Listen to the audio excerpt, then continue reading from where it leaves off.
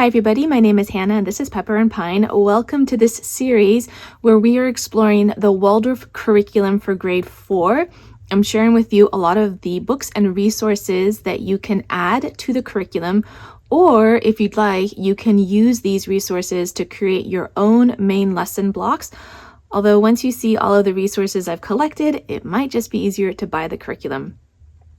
So we've already gone through the introduction of the 4th year. You can find all of these videos down in the description box below.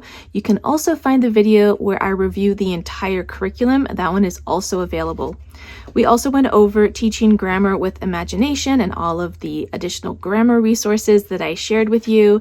Imaginative math and fractions. I went over this main lesson block as well, and you can find additional math videos on my website and in the description box below. We went through the history selections, which for grade 4 are folk tales and mythologies and epic poems. So we have the Norse myths, we have Beowulf, and we have the Kalevala. We already covered the man and animal block, which you can consider a zoology block, but when you understand the Waldorf approach, you'll see how unique it approaches this particular aspect of zoology, because it starts with the human, the person, the child first, and then goes through the different aspects of the human form and then relates it to the animals that specifically relate to that form. So it's not about the classifications, the kingdom, the species, the families. We're not doing any of that at the moment. That's saved for later. But this kind of exploration is beautiful, and I love how it starts with the person first. So there were 3 main lesson books that coordinate with that main lesson block, and it includes the Drawing Simple Animal Forms, which is so helpful if you are new to drawing or you just need a little more assistance, because we are going to be drawing animals in that unit. But today we are going over local geography, history, and industry. And this main lesson block is going to be quite a bit shorter. Or rather, I should say, there isn't going to be that many lessons available in this particular main lesson block, because you're going to have to come up with a lot of the material, because this is very personal. It depends on where you live and the geography of the area that you live. And I'm in Southern California, and so that's also going to include Indigenous people of the area, which I have some resources to share with you. And then the industry part is really interesting, and I'm going to share with you a couple of resources that you might use in some ways to figure out what the industry is for your area if you don't already know. So this main lesson block is going to include some ideas on what you can do with your child, bearing in mind that the 4th grade child, so around the age of 10, is not going to be able to understand geography and geology and even some aspects of industry and even aspects of history the way that a traditional curriculum might expose the child to those topics. So the detailed map drawing, even though I'm sharing with you some atlases, those aren't necessarily for the student. That's more for you to have a better understanding of your location and the industry in your location, and the map for your understanding. The way the child is going to be drawing maps is going to be different. Here's an example. So it's going to be slightly more imaginative. You do want them to get a bearing of their street, their neighborhood. If they're walking to the park or the local grocery store, you want them to have those markers available for them. And if you're driving around town, I'm not sure if you remember doing this as a child, but I had like a general idea of where things were. And if I ended up together, if we were on the other side of town, I kind of knew at least the direction of how to get home, even if I didn't know all the names of the streets. And then when I was a child of 11, I was a paper girl. They don't really have that profession anymore, but I would go around in my neighborhood on my bike and I would deliver the paper. And I got to know my neighborhood really well, and I knew all the names of the streets in my neighborhood.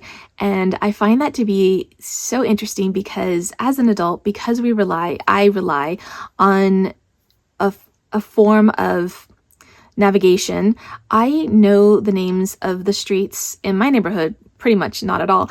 And in my town, a lot less, because I'm not using those skills that I needed when I was a child, which is such a curiosity.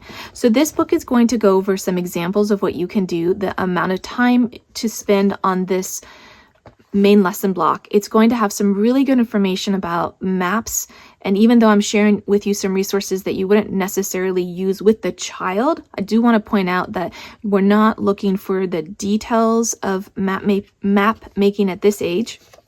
And also, when you're looking at geography, geology, history, we are looking at something that's going to be very specific for the 10-year-old child, that's going to suit that child's needs and his or her development. So that child, and I go over the development a lot more in the first video in this series, and on the blog post that accompanies this video, I do write it all out to the best of my knowledge and ability with my understanding about the development of the 10-year-old child. And this is a time when there's a separation between them and the world. Their inner world and their outer world is kind of clashing a little bit. They did not have this separation before. There's a bit of a grief process as well when you are, in a way, saying goodbye to your childhood, or at least the childhood that you understood before. Time starts to speed up at this point. Before this, time was, in a sense, it felt eternal. Children really lived in the present. At this point, the child, starting at around grade 3, they understand that they have a past. Usually that's when past tense is taught. If it's not in 3rd grade, then 4th grade, if you're teaching past tense, that's really going to start to make sense to a child, because they finally can understand their past, relate to having a past. And that whole bit of a turmoil moment comes together at this age. And so the aspects of history that are maybe not necessary for that student at this age are the things that relate to, say, legal, political geography, even some aspects of human rights and prevailing laws and legal systems, especially the ones that integrate with political and geographical boundaries, trade agreements, and all of these things. That's best left for an older student. I want to also just say that you may, as a family, have different opinions, and you may have different experiences that you want to share with your child. Absolutely, as an individual, as a family, you can certainly do those things. The reason why I share about the development of the child is that even if you're doing those things with your child, they will have to come to terms with and rectify and understand those concepts anyway, at a later time when they're developmentally ready for it, when they're more mature, maybe even post-puberty.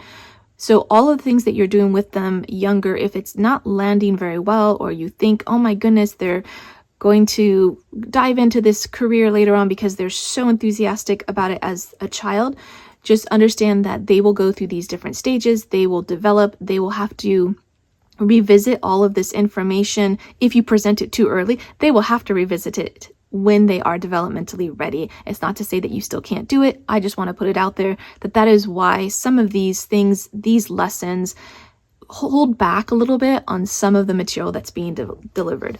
But the things that you do want to spend time with, I just highlighted the first couple of sentences of this paragraph, the study of the cultural geography, the customs, the way of life, the rituals and festivals, belief systems, food, clothing, ideals, arts, crafts, etc.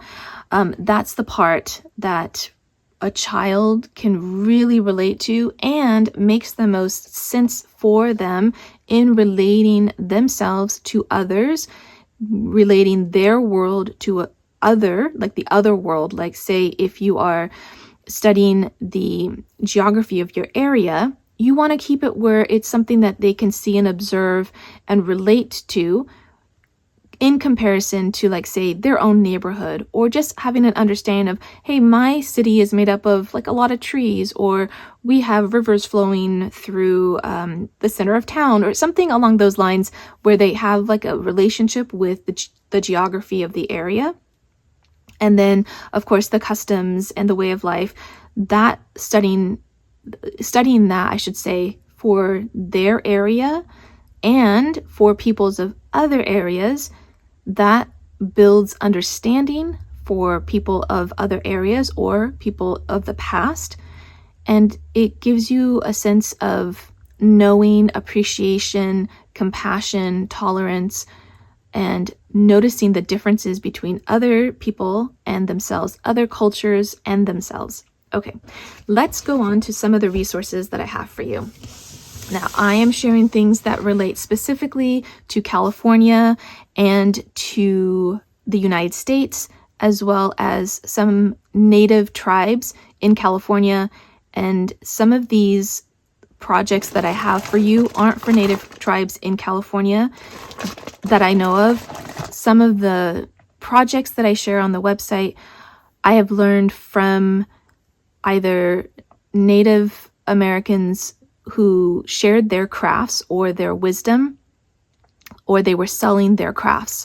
And so some of those, like for instance, for this, which basket weaving is in many tribes, many cultures, and this is a very basic example, but depending on the tribe, the way that this is gathered together, there's different shapes that can be created. So here you can see that there's no rhyme or reason to the way that this was put together. However, if you are seeing larger baskets or even small ones, you'll see more detail in the way that it is woven together, the way that the raffia is collected and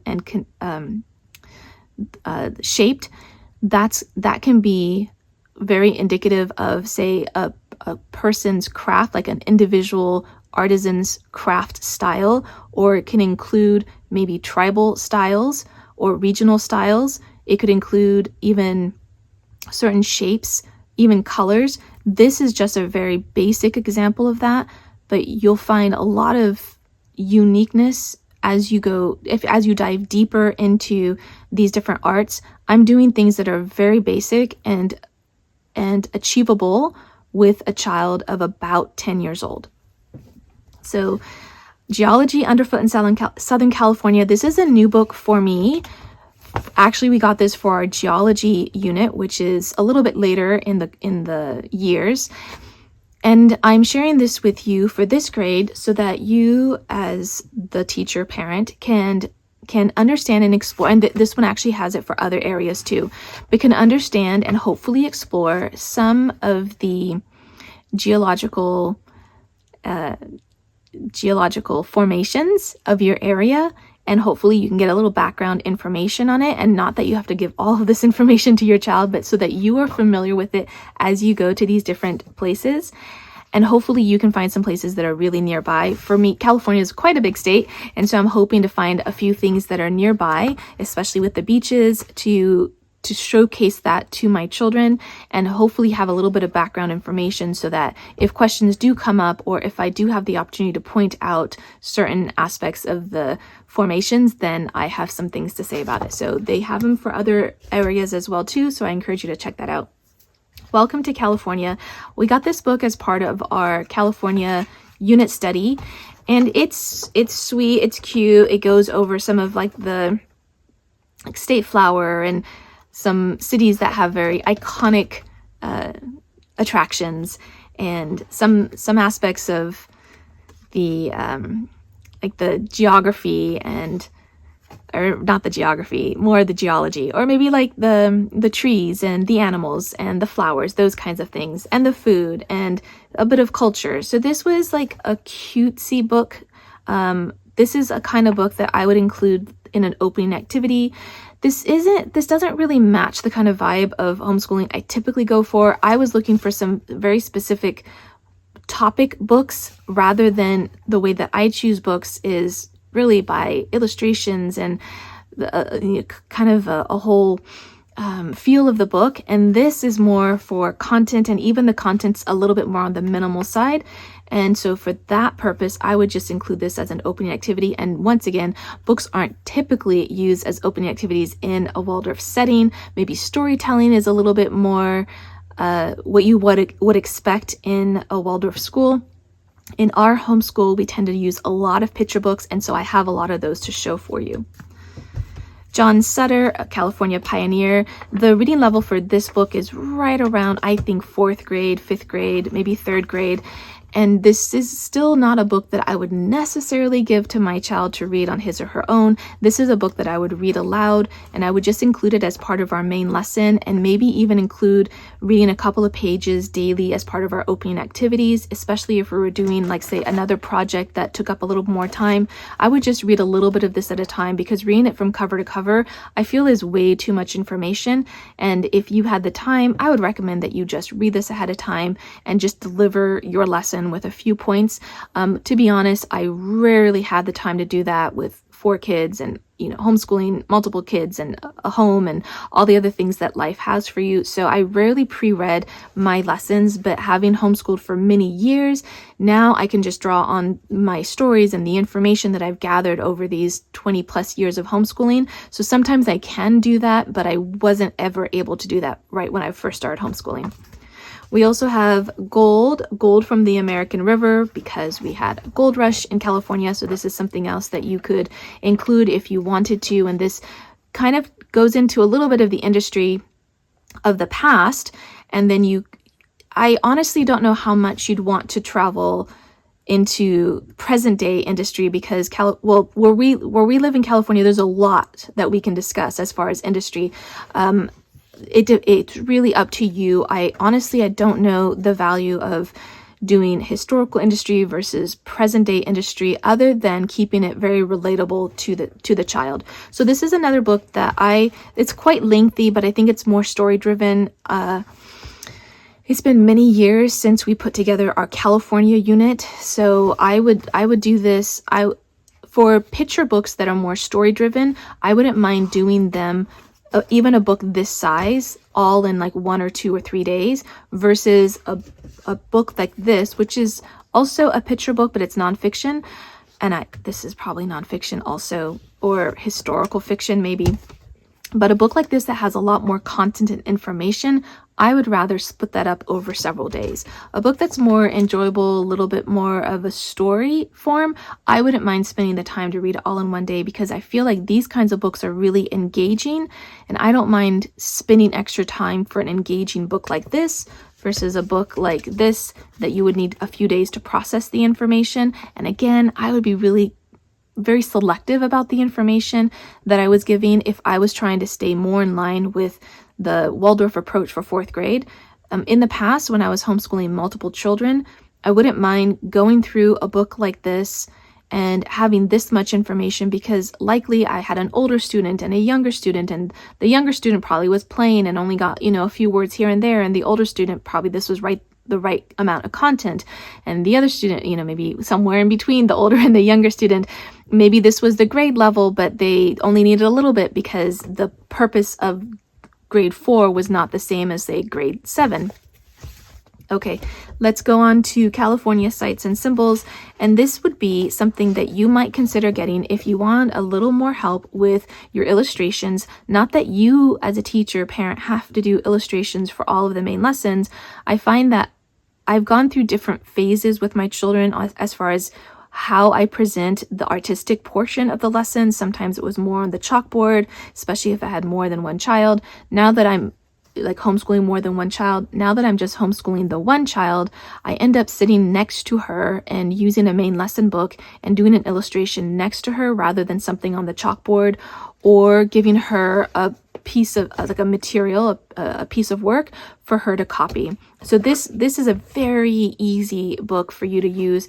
And also I found that I have a few different kinds of books like this where it has to do with drawing and the step-by-step process of drawing. My kids on occasion have really loved it. I have 4 children. I think one of them really took to a book like this, and so he would just use it on his own and learn how to draw whatever figures were in the book. And this might be, you might have a child that's like that and would enjoy that process. California Gold Rush. This is a social studies activity book. This is for grades 4 to 7 in traditional school. The reason why I'm sharing with you this book, because as you have seen or will see, I share a variety of materials. Some of them are definitely Waldorf. other things are Waldorf inspired, and other things are pretty much not Waldorf at all.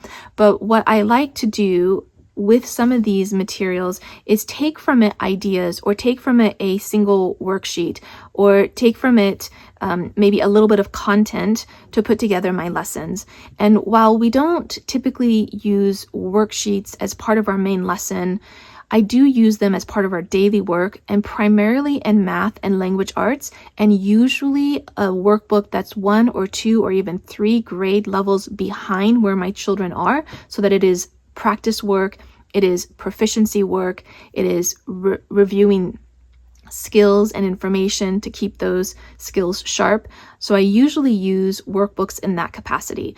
This might be something where you need a little bit of busy work for your child that works with the grade level and the content, because you are busy with another child, or you are preparing for the lesson. And that's why I like including these books. So as you can see, they're all blank because the children did not use this as a workbook, but we did buy it when we were doing our California unit study. And this would be something that I would either use during the 4th grade year if I needed some content that related, or I would use it a year or 2 later when my child was 5th or 6th grade as part of their daily work, included in their daily work. And daily work for me is a little bit of busy work, and also primarily to sharpen skills from the lessons that we've done in the past. California, Here We Come. This is a book I picked up from the library bookstore. I picked it up because it related to the unit study that we were doing. It has the illustrations that I'm more inclined towards, but I definitely don't care for them too much. But what I like about this book is that it did cover some really big historical topics, some geographical locations and what you might find there. And so it fit the content that I wanted, but this would be something that I might just use 1 page as part of my opening activities, or I would read this and include it in some capacity during the lesson, like our main lesson. But this is definitely not a book. I don't think this is a book that I would read cover to cover, but you never know. You might really get into it and the children might really be engaged. But this is another kind of, or a type of book that I like including for our opening activities. Then we can do kind of a variety of things. Like we could do one page and maybe 1 workbook page, and then we could do, say, a couple of pages of a book like this, and that would round out our opening activities with a little bit of mental math and maybe a geography game, which could be questionable if you want to stick more closely to the Waldorf approach. But that would be a way that you could include some other things into your opening activities. You might have your child do some of their basket weaving while you are doing your opening activities if it's something that you are reading aloud, or they could be working on their basket weaving. It depends on what kind of child you have and your preferences while you're doing the main lesson. I also have some clay here. So this is something else that you could be working with to make pottery. You could get a kit, or you could buy this. This is what we have left. This is maybe like 4 pounds of a 25-pound block of clay that we've used extensively with lots of different projects. So this is just another book that you could include, and just the way that you could include it, I'm just sharing some of the things that we've done in the past. Song of the Swallows. This has to do with the missions in California, and I think this has to do with the San Juan Capistrano mission. So that mission is based in Southern California, and so the reason why we got this one is specifically because it's something that's somewhat local in Southern California, and this works really well with the California unit, or with this unit if you wanted to include a picture book like this. And I'm thinking that it depends on where you're living, of course, because this would not relate to everyone. You could still use this even if you were in another state, if you wanted to study California history, the missions in California, but we got it specifically for our California unit. Keepers of the Earth, Native American Stories and Environmental Activities for Children. This is going to have a lot in store for you.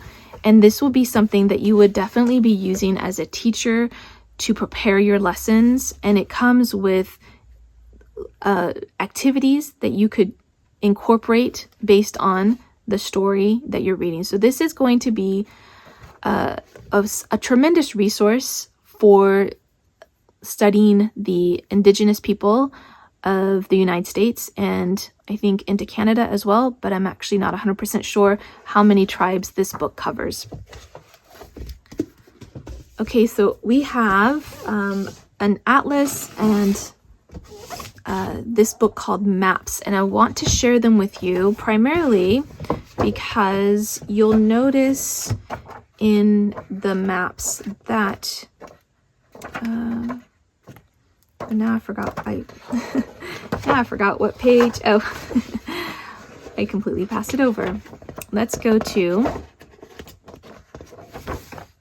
that's northeastern United States, southern United States, central, western. Here we go. The reason why I included this book, and this is an atlas that we've used before with other units, other main lesson blocks, and primarily with my older students, pretty much never with middle elementary or younger. But this book will have, and this is a little bit dated, that computer's dated, but I hope that you can see that okay. But it's going to show you some of the industry and some of the icons of your state or your area. And if you don't know yourself, this might be a little indication, a little help for you to explore those topics with your child. And the reason why I would say something like this versus just going on the internet and saying, like, what are the industries of my area, is because these are going to give you more iconic industries. And I feel like for a child, those are going to be a little bit more relatable and a little bit more visual. And that's just my opinion, but I could be really off target with that one. But this might be helpful for you, and also just for your own understanding of the geography of your area and the types of things you might find. This might be helpful. I'm pretty sure this is a dated atlas. I would definitely recommend on getting a current one. That's probably going to be a little bit more helpful than sourcing a used older book. This is a new resource, new-ish resource for us. It's called Maps, and it was in line with a number of books that we purchased several years ago that have this similar large format, similar types of illustrations, similar paper type, which I'm really big into the type of paper for books. I like the kind that's a little bit rougher. It's like, I don't like the glossy paper. It's nice and thick. It just feels like really good quality for me. And the reason why this book would also be a help for you is because I think this time I remember the right page number. No, I didn't. Then I'll just show you oh, here we go. The reason why I liked this book or these types of books is, again, you're going to have the same kind of large iconic pictures that illustrate the different industries or say iconic sites for the state. And I feel like this is really helpful in getting, say, a bird's eye view of what each of these states would provide. And we would just focus on the state that we're at. And maybe if we were traveling to another state, a road trip, for instance, we might include some of the icons of that area, some of the industry of that area, when it made sense for the child and it related to the child because of, say, travel, or maybe grandma lives in another state and we're talking about something in that state, something that can still relate to the child. So this is a really gorgeous book that I would say, if you were going to be using it for your other lessons in the future, then definitely invest in something like this. It's so gorgeous. I love the illustrations. I love the whole color and vibe of the book, and I'm pretty sure, although I can't confirm, but this one is much older, so this one might be a little bit better as far as accuracy because it is more recently published. Let's look at a couple of games that you could include for your opening activities or any time in your lessons. Now, these ones are going to be literally geography games, so you may decide not to do that because they are going to they may not be as relatable, I suppose. So this one, what I like about these are the Professor Noggins games, and what I like about the old version is that they are illustrated versus photographs, and you can I just think that the photographs are really great. So it's going to go through the geography of the United States, and on one side you have these really gorgeous illustrations, and then on the flip side you have questions, and you have easy questions and hard questions, and you have a dice, which we pretty much never use. We'll just go over and we'll just ask like we'll go in order basically and ask the first question. And the way that we will play it is we'll just divide up maybe 5 cards or 8 cards each, and then we will ask the other person those questions. Sometimes my children will actually pick the cards that they want to be asked the questions of, and then we will just do a few so that it doesn't, if you went through the whole deck, it would take you like 30, 45 minutes. So we'll just do a few at a time. We try to keep it under 10 or 15 minutes. And that way it's really fun to do this as part of your opening activities. Because it's trivia based, it usually doesn't work so well if you don't have any information about the topic area. And so something like this, even though I'm sharing it with you with this unit, or this main lesson block rather, you still might not be able to utilize this until you've learned a little bit about your state or your industry. And so you might consider making your own trivia-based cards, which are even better than the ones that you buy, because it really synthesizes all the information that the child has learned. And you could do this together with your child. You could work on it together, and they have to come up with their questions, or you could do that together and the answers. And I feel like that's even better than using a game like this. And then when you move on to your other units, then you can use the game that you made in your previous units. We have 10 days in the USA, and I'm pretty sure this game is not available unless you're finding it on eBay for like $100. It's crazy. I'm going to show it to you anyway because we have 4 in this series. We love it so much. This one got the most love, and it's a geography game. So again, if you're not looking to do something that's this detailed, which is not usually advisable for the 4th grade student as far as my understanding, but we have really, really loved it. And we've been playing this game for so many years, even when the kids were like young.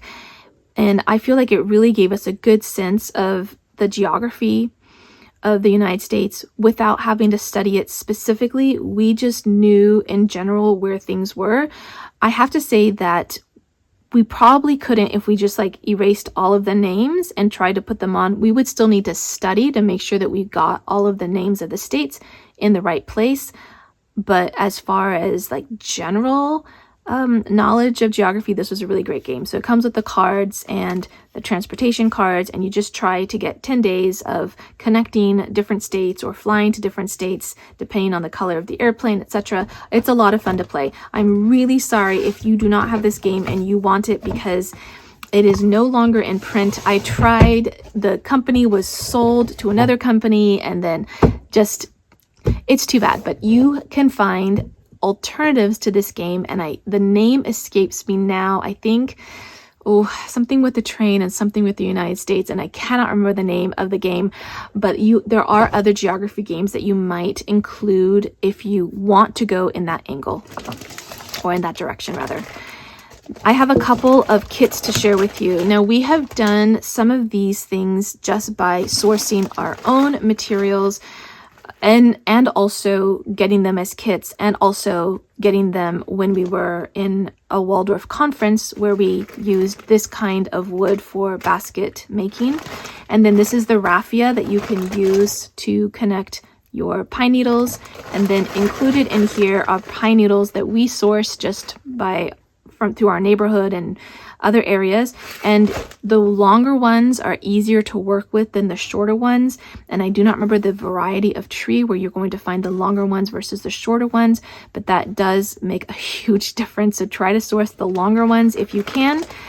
That's the kind that I believe will make the basket weaving even better. And you can weave other things. Like this is a type of well, actually I don't remember what it is exactly, but it's wood of some kind, or twig, or it's botanical of some kind. And so you can weave other things. You could even get sticks, a bunch of sticks, and you could weave baskets from sticks as well. But if you would rather get a kit, which I love kits, here are 2. They are from A Child's Dream. And of course, everything that I'm sharing with you is linked on the blog post that accompanies this video. And that link is down in the description box below. This one's called Twined Basket Kit. and this is the gathering style. We have not done this kit, or this style, but this is one that has everything included. I do not remember the ages for this one, but my experience is that even if a child of 10 can do a project like this, they generally need a lot of assistance and help, especially when they start to do something wrong and you have to come in and help them undo that, or they just need a lot of help getting started. I just noticed that this was generally, these kinds of crafts were a little bit more labor intensive in the sense that I needed to be there to help throughout the project versus other projects where my kids could do it on their own. These ones were not one of them. Pottery kit, this is the Pueblo style, and this comes with everything you need for this kit, or to make these bowls. And that I really like these kinds of things where it's going to be included, it's going to have the directions.